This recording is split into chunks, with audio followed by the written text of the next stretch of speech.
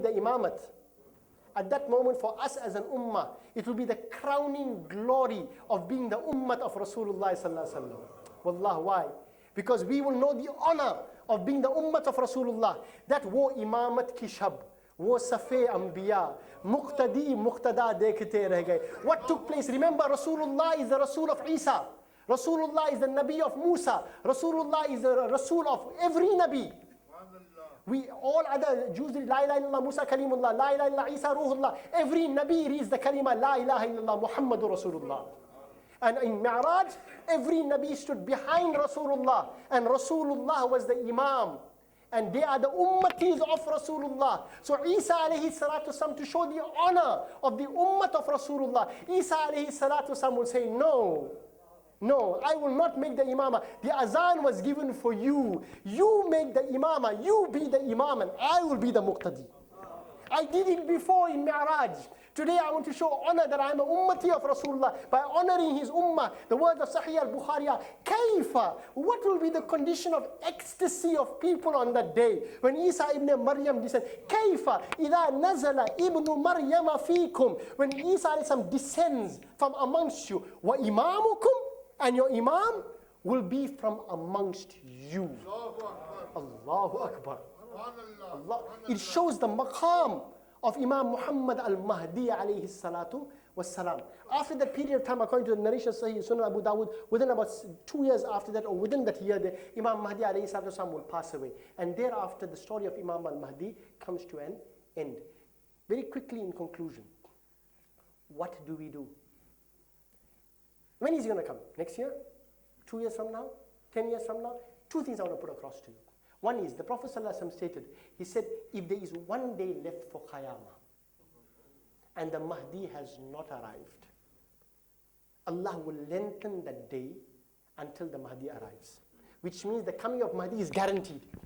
But in this hadith as well, there is one more indication there, subtle indication, that at any given time, if it means there's one day left for Qiyamah as well, it can be pulled up to that moment for the Mahdi to arrive. So no one can conclusively tell you that Mahdi alayhi salam is coming in 3 years' time, 5 years' time, 10 years. If Allah wants to extend for another 50 years, it's within the will of Allah. That's why the Prophet of Allah said, even if there's one day left for Qiyamah. So that time period is nobody knows. But guaranteed, he will come, inshallah ta'ala. That's 100%, number one. Number two is that it's going to require a mind shift in terms of how we believe. What's going to happen on that day for all of those people who have this modernist approach? What is this Mahdiism that you people are all going on about? What's going to happen then? Are you going to reject? Are you going to reject? Hey, you're in big trouble. Number two.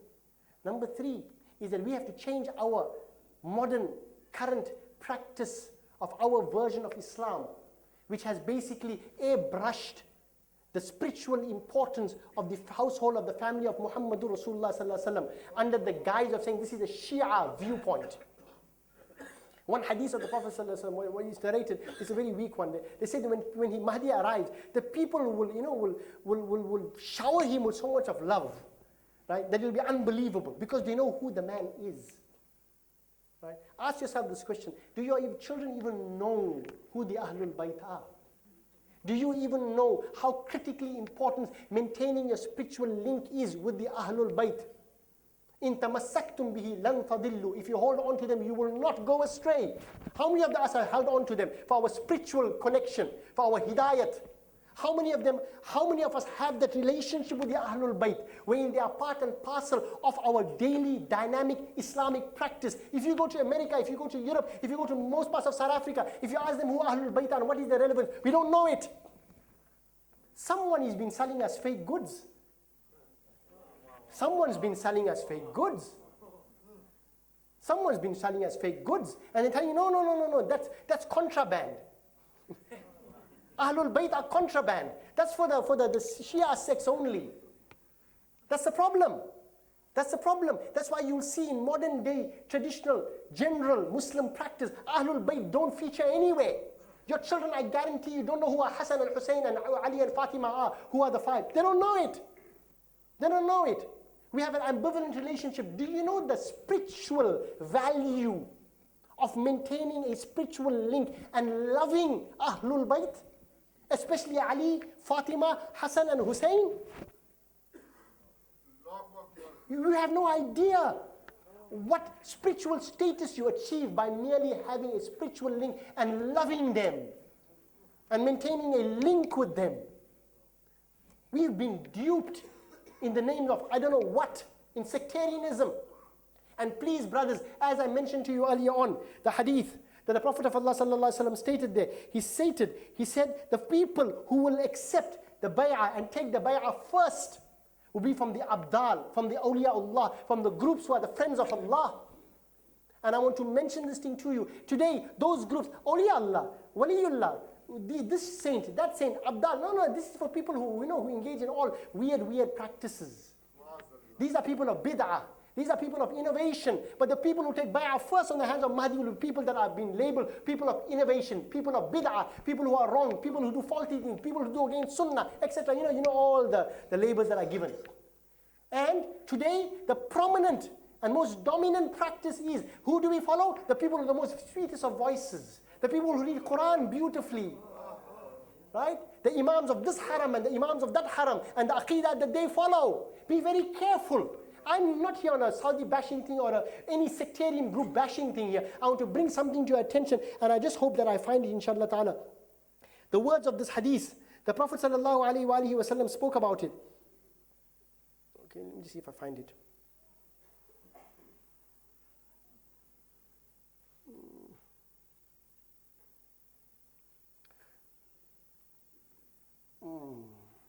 Okay, don't worry about it. The Prophet sallallahu alaihi wasallam narrated in a hadith of Musnad Imam Ahmed bin Hanbal. He said, there will come from the east a group of people who will recite the Quran very sweetly. But the Quran will not go down their throats. Meaning, outwardly they'll be following Sharia. Outwardly you can't beat them in recitation of Quran. But the Prophet of Allah gave a fatwa. He said, Quran will not go down their throats. And he said, كُلَّمَا خَرَجَ مِنْهُمْ قَرْنٌ قُطِعٌ. He said, every time a faction like that appears, Allah will cut them off. And you know how many times he mentioned this? He mentioned it 9 times.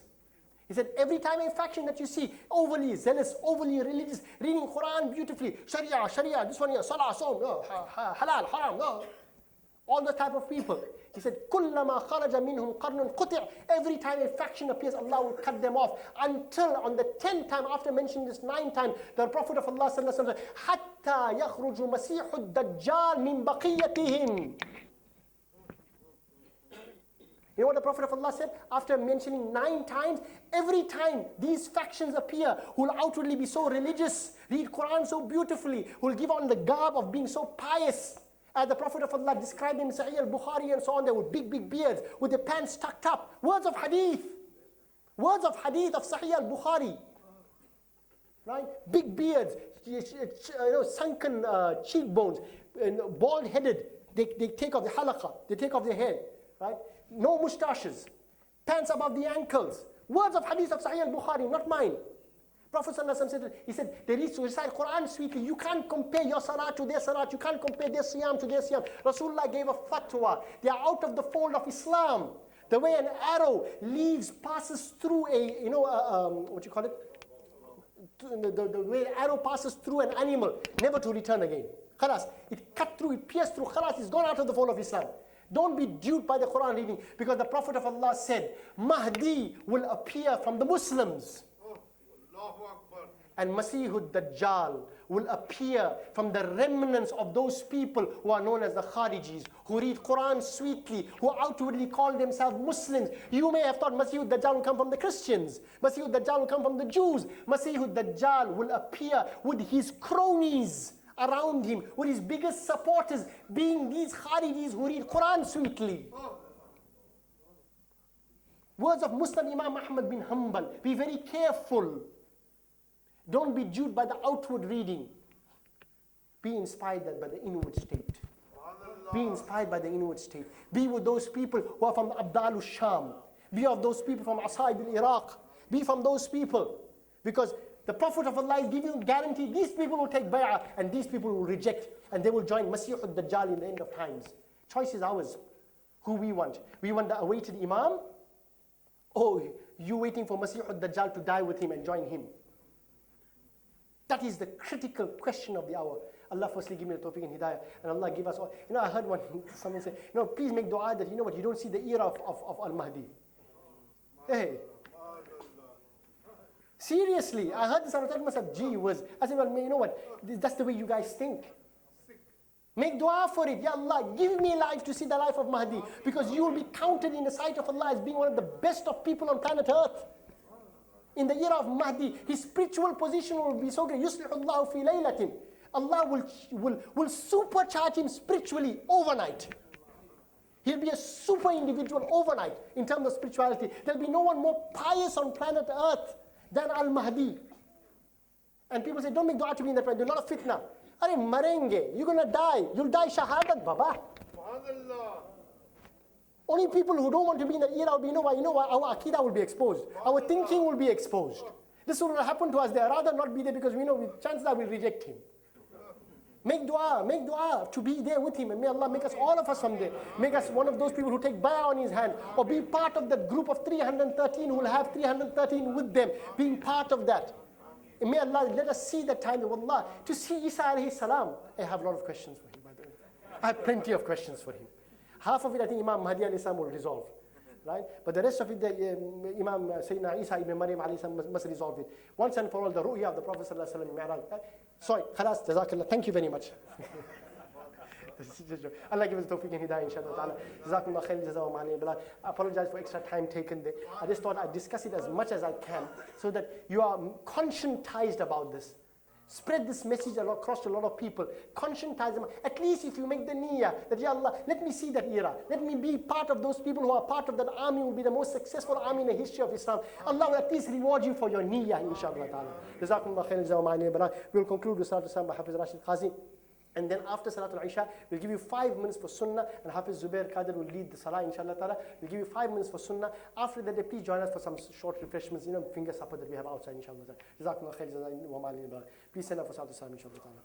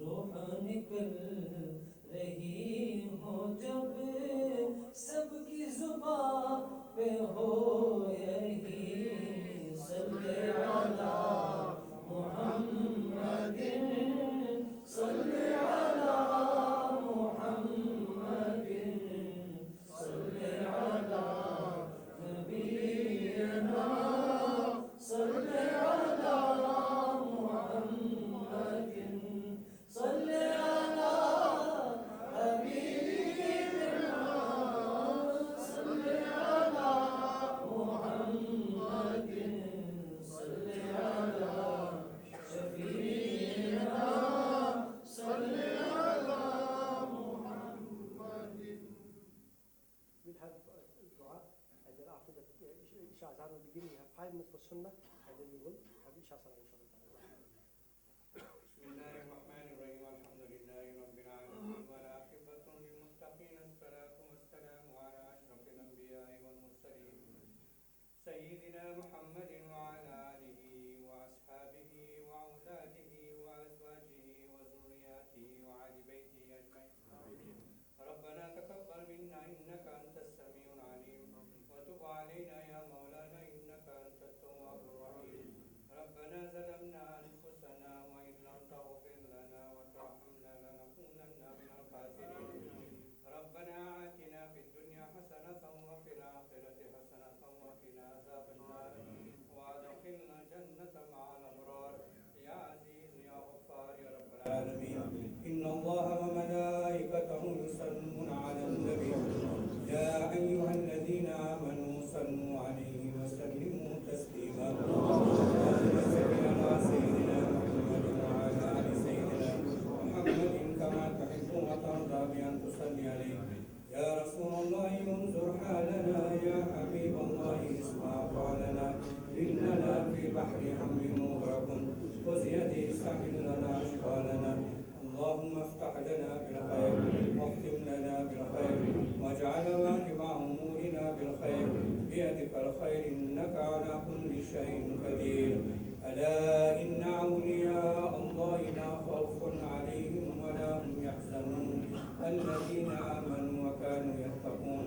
سبحان ربك رب العزة عما يصفون وسلام على المرسلين والحمد لله رب العالمين.